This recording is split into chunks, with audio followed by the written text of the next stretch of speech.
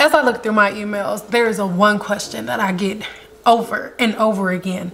What do I have to do to get the perfect silk press? No matter what I do, my silk presses don't come out good. It reverts back as soon as I get my hair straightened. But listen, girl, you are missing the most important step. And right now I'm gonna give it to you. So let's talk about it.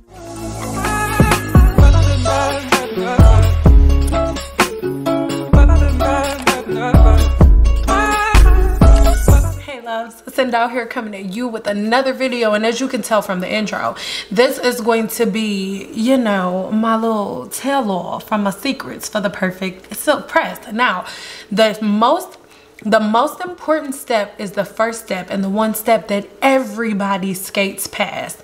That is the shampoo. Now, for most people, a shampoo is very, very basic. Whatever shampoo is sitting around, you just go ahead and get that shampoo, lather your clients or your hair up, and then you call it a day. Well, baby, that is not how you shampoo hair. Very first thing that you need to do to ensure that you will have the perfect silk press is determine the porosity of your hair or your client's hair. So if you need a more in-depth way of how to figure out the porosity of your hair, make sure you check out the link that's in the description box below, because I've already explained it, girl. Okay, let's go. So once you have determined the porosity of your hair, you know that if you are a person that has low porosity hair, you are a person whose cuticle remains closed and is very hard to open. So the type of shampoo you're gonna need is a clarifying shampoo and a stimulating shampoo. So you're gonna be really good. Peppermint oil, eucalyptus oil, peppermint oil, and things of that nature are gonna be excellent for you, because for your shampooing process, you need to open the cuticle. For somebody with high porosity hair, you are a person whose cuticle is always open. So the last thing you want to do is get a very, very harsh clarifying type of shampoo or anything with eucalyptus oil, peppermint oil, anything harsh. You want to go towards the more moisturizing aspect when it comes to the shampoo. So hope that's making sense. And if you have medium porosity hair, like myself, if you have medium porosity hair, that's kind of, your hair is kind of normal. Like, it really depends on what your hair is going through. So for me at the time, it's hot out here in Vegas, so I need moisture, okay? And we don't have humidity in there, so I'm using a moisturizing shampoo. That is the very first thing. Your shampoo selection will make or break you. Please remember that whenever you're washing your hair, you need to focus and you need to remember what the shampooing process is actually for. Whenever you wet the hair, as I taught you guys in a previous video, you are breaking the hydrogen bond in the hair. So whenever you break the hydrogen bond in the hair, not only is the hair now pliable and weak, but the cuticle is wide open and it is waiting for direction on what to do. So first thing you need to do once you've selected your shampoo right for your porosity, then you need to cleanse your scalp. Most of us, it feels so good to go like this and be like going in circular motions. That feels so good. That's not what you're supposed to do. Please remember that the hair that is already out of your scalp is already dead and it is already growing. It is the weakest hair, it's the oldest, and yeah, it kind of needs your attention. But your hair at your root is brand spanking new. At your roots, that's where all of the oil is, where everything is caked up. So that is where you need to focus. Do not do circular movements. You need to do vertical strokes, okay? When you do the vertical strokes, make sure you're not using an extreme amount of tension. Naturally, we think that whenever it's time to shampoo, we're supposed to like get in there and scrub. No, a lot of the reason why, and we're just being real here, a lot of the reason why African American hair does not grow to its fullest potential is because we don't know the inner workings of our hair. And when you go to a hair salon, your hairstylist is scrubbing like a maniac, and it feels great, but it is not good for your hair at all. It's just being honest, you guys, because the hydrogen bond is broken. So I'm not saying that you can't get a good scrub in there, but it should not be in circular motions. It should be in vertical motions, okay? So you are focusing on your scalp, and then once your scalp is clean and you have a very, very good lather, then you're gonna take the lather and move it down, still in vertical movements, going down the hair shaft, okay? Because remember, the hair that is hanging down is already dead. It's the oldest, it's the weakest. So it is very, very imperative that you handle your ends with so much care. And we kind of co-wash the wrong way. So a really, really, really good suggestion for you guys: wet your hair down and then condition your ends first. Before you ever introduce shampoo, condition your ends first. Let the conditioner sit on your ends as you scrub your scalp, okay? But remember, vertical. Okay, so conditioner on the ends first, and then we're going to go through scrub the scalp. Really hope that this stuff is making sense. I want everybody to get into not what necessarily feels good or what's easy or what looks good, but know the scientific breakdown of your hair and then act as such. Okay, so now that you know that, please keep in mind that whenever you are washing your hair, the point is to remove fatty deposits, debris, product buildup, anything out of the cuticle.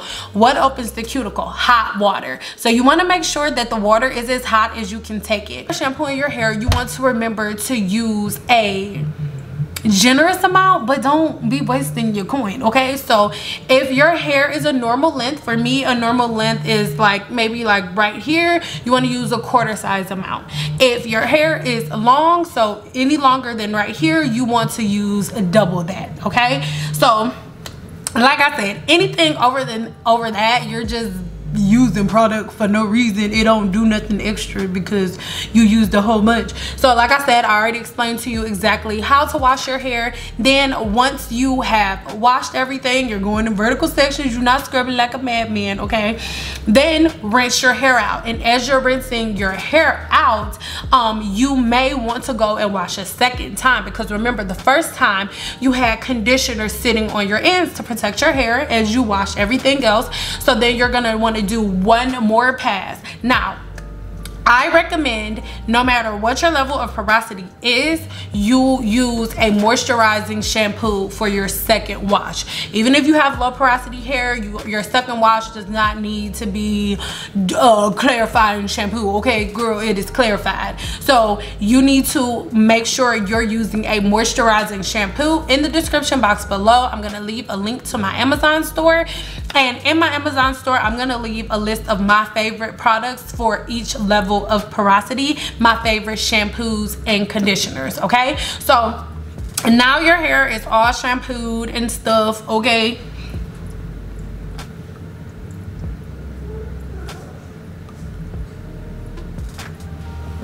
Now that your hair, freaking lip gloss, and you've rinsed your shampoo out, it is imperative that you use conditioner, because once whether you have high porosity hair, low porosity hair, medium porosity hair, you know exactly what your hair needs and what it doesn't need.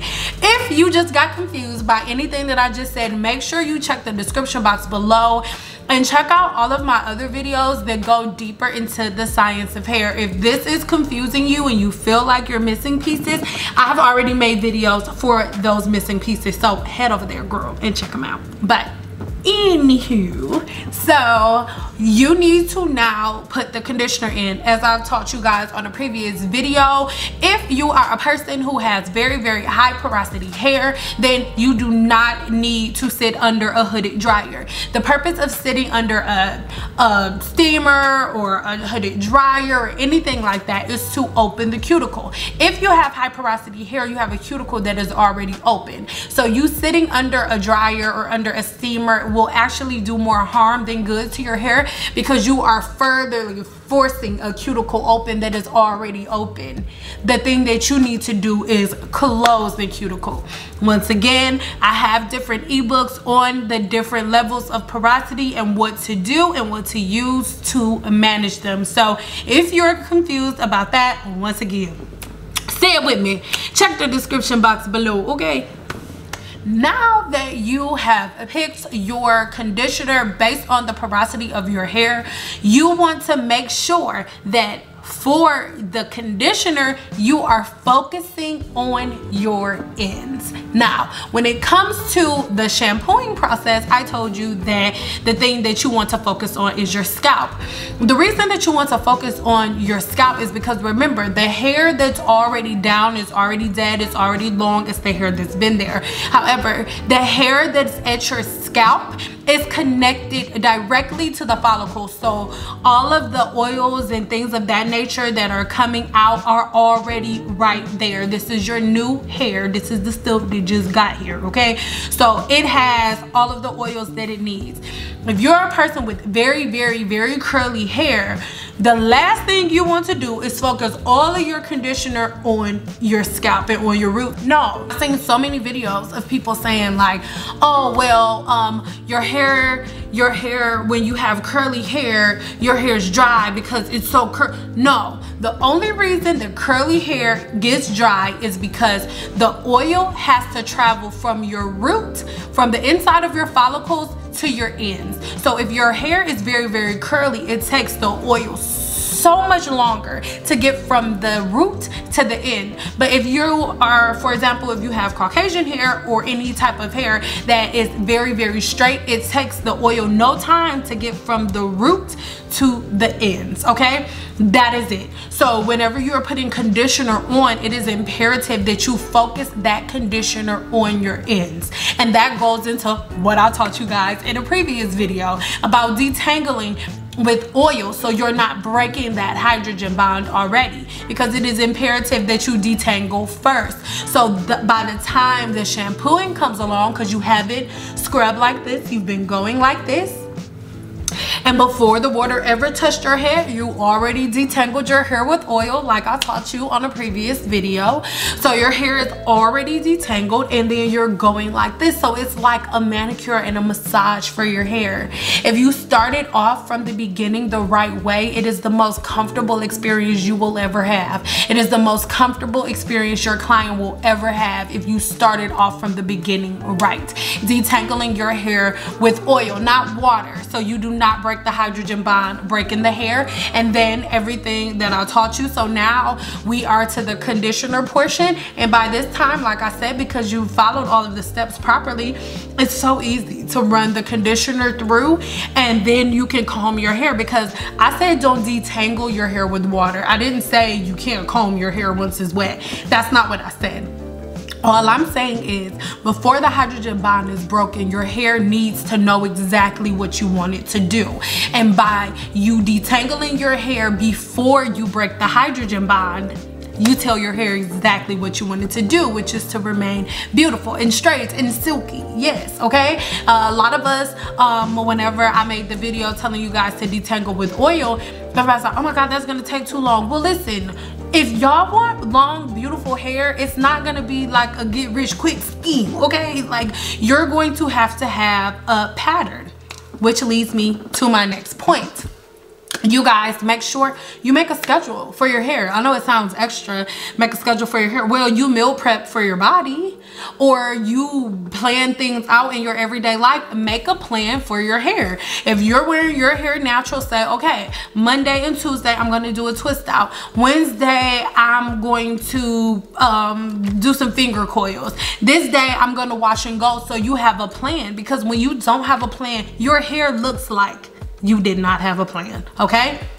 Very, very important. And lastly, so I really hope that made sense, because that is the biggest issue that we run into. Because when you don't have a plan, you're like, okay, whatever, oh my God, I don't know what to do with my hair. And 2-3 days went by without you having a hair plan. Now it's matted and tangled, and it takes you forever to detangle and to wash. So you're getting irritated, and you're combing and brushing through your hair, breaking the hydrogen bond before you ever get a chance to retain your length and moisture. Okay, things off on a nice little mode. I want to leave you guys with a small little hair growth formulation. I know you guys have probably noticed this whole entire video that my hair is like purple, pink, and blue. And if you did not see that previous video, I really recommend that you guys go watch, you know, this video where I bleach my hair again and all that.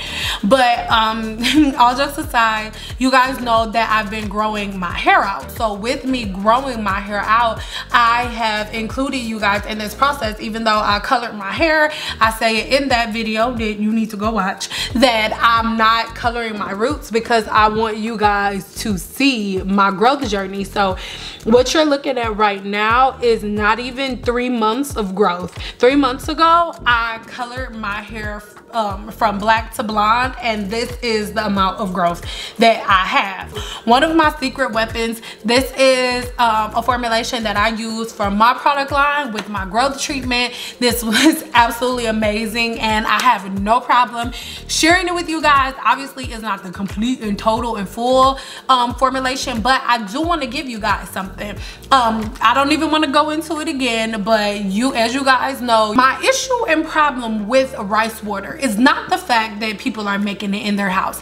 There are no beneficial uses to rice within itself. Even if you just cook rice and eat it, there's no nutritional benefit to rice. Actually, it works in the opposite. Go look it up for yourself. We'll talk about that later. Okay, go look it up for yourself. So if you want to grow your hair out and you want to grow it in a healthy way that's sustainable and natural, when you want to use some natural herbs and natural products, so let's talk about sage extract.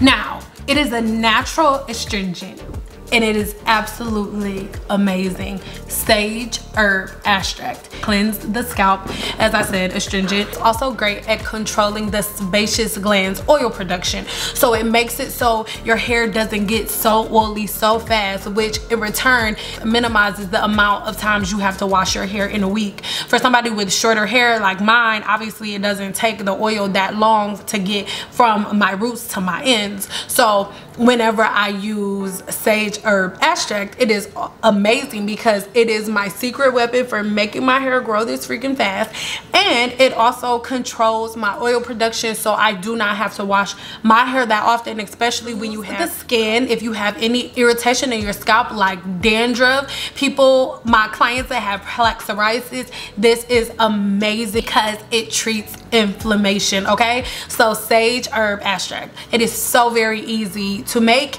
You literally make it the same way that you would make tea. You can take sage, you can take the actual sage leaf, which is what I recommend, a fresh sage leaf, and you can boil water on your stove, put the sage in the boiling water, and then let it sit for about 30 to 45 minutes and let it cool down. You make it just like you make tea.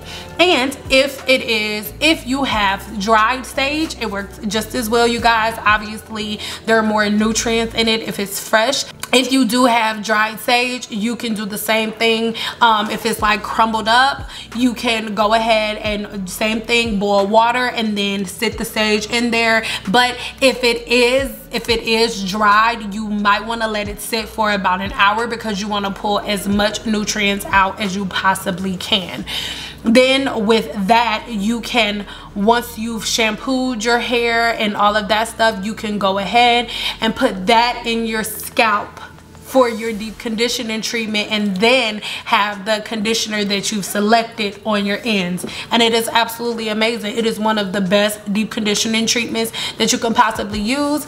A lot of dermatologists recommend it to men who are having balding because all balding isn't permanent. Sometimes with balding, you just need to stimulate the sebaceous gland and you need to stimulate the actual follicle, and sage herb extract is amazing for that. So I really hope that wasn't like too scientific for you, but if you guys want a detailed breakdown of all of this, make sure you head over to my website and subscribe to my website once you're there, because you know, even if you are subscribed here to my channel, as you guys can probably tell, if you do not have the notifications on, you will not be notified whenever I post a video. And I mean, even some people still aren't getting the notifications. But if you are subscribed to my website, then whenever I post a video, I make sure that I let you guys know there on my website that I have posted the video.